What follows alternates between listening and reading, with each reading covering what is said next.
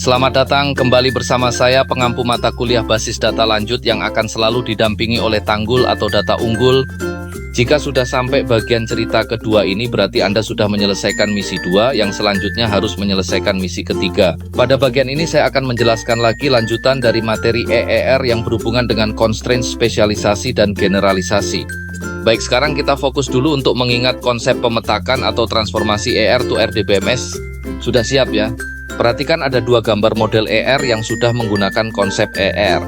Ingat bagian UA gambar tersebut mempunyai makna sama. Hanya saja cara pembuatan diagramnya berbeda. Jadi jangan sampai bingung dengan gambar ya.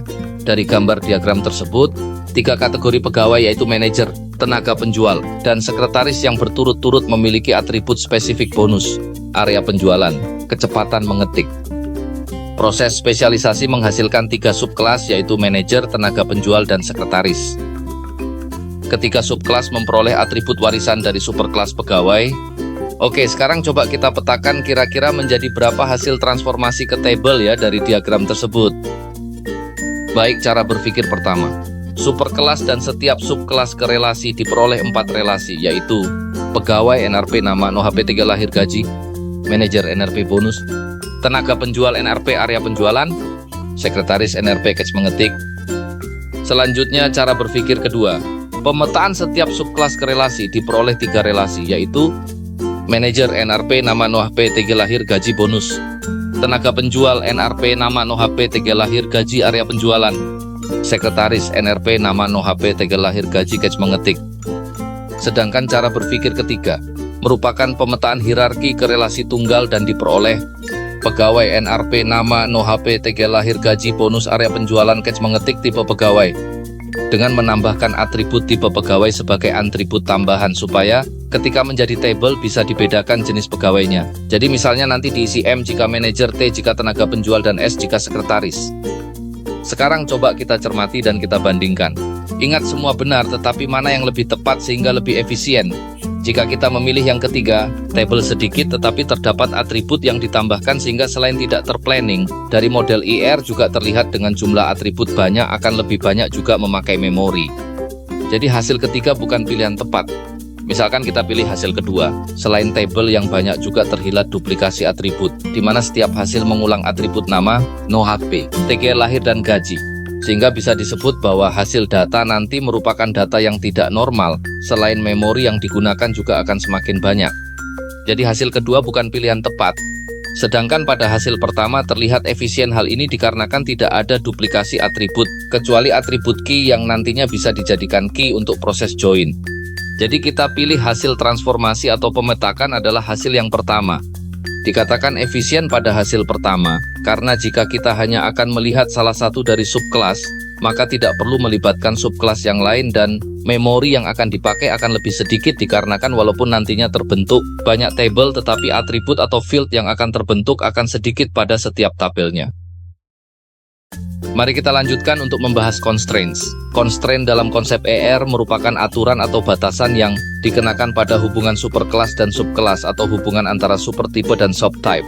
Terdapat beberapa jenis yaitu dengan simbol D disebut disjoint, menyatakan bahwa sebuah entity hanya bisa menjadi anggota dari satu subkelas. Dengan simbol O disebut overlap, menyatakan bahwa sebuah entity dapat menjadi anggota lebih dari satu subkelas. Kemudian untuk relasinya dengan simbol 2 garis atau garis double disebut total, yaitu setiap entity pada superkelas menjadi anggota subkelas. Dan parsial yaitu ada entity pada superkelas yang bukan merupakan anggota subkelas manapun, dinyatakan dengan garis tunggal. Mari selanjutnya kita lihat beberapa contoh berikut. Kita cermati bahwa terdapat superkelas pasien dengan subkelas rawat inap dan rawat jalan, di mana merupakan constraints total dengan tanda garis double, maka setiap bagian dari entity pada superkelas menjadi anggota subkelas. Misalkan ada pasien masuk, pasien tersebut harus dicatat atau didata menjadi rawat inap atau rawat jalan. Contoh selanjutnya untuk constraint parsial, dengan tanda garis tunggal, di mana ada entity pada bagian superkelas yang bukan merupakan anggota subkelas manapun. Jadi pada superkelas kendaraan yang bukan bagian dari subkelas mobil ataupun subkelas truk, misalnya mendata sepeda motor atau kendaraan roda 2, maka bukan merupakan bagian dari subkelas mobil ataupun truk. Untuk contoh disjoint dengan simbol D, maka menyatakan bahwa sebuah entity hanya bisa menjadi anggota dari satu subclass.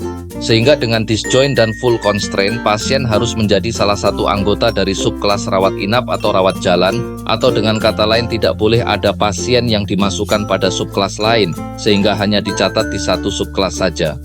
Dengan kata lain tidak boleh ada pasien yang tidak masuk data, dan ketika dimasukkan hanya menjadi salah satu bagian subkelas saja. Dalam konsep constraints overlap dengan simbol O, menyatakan bahwa sebuah entity dapat menjadi anggota lebih dari satu subclass. Sehingga dalam superkelas suku cadang ada kemungkinan suku cadang yang dibeli dan diproduksi sendiri. Dalam contoh karena full overlap, berarti semua suku cadang harus menjadi bagian dari subkelas, walaupun dimasukkan lebih dari satu subkelas, dan tidak boleh ada suku cadang yang bukan anggota subkelas. Bagaimana sudah jelas?